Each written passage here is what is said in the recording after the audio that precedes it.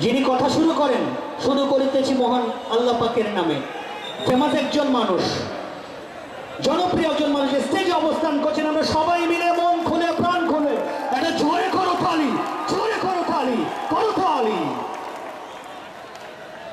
হবিগঞ্জ 4 আসনের মাননীয় জাতীয় সংসদ সদস্য, সারা বাংলাদেশের আইকনিক পার্সন তিনি। ফুটবলে তার অবদান অসামান্য। তিনি সহ মঞ্চে যারা আসন গ্রহণ করছেন তাদের সবার প্রতি কৃতজ্ঞতা।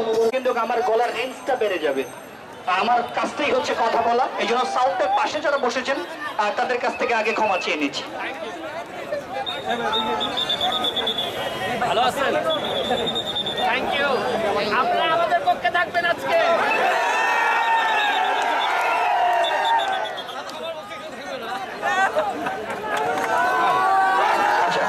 আমরা বারংবার করে যেটা বলবার চেষ্টা করেছি, প্লিজ আমরা সবাই সহযোগিতা করব, সবার সহযোগিতা আমরা আশা করছি।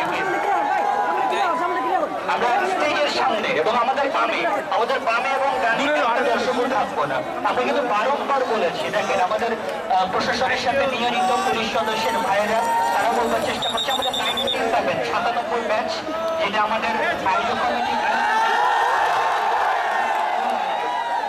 একদম বাংলা বাংলায় প্রশ্ন সুযোগ চেয়ারম্যান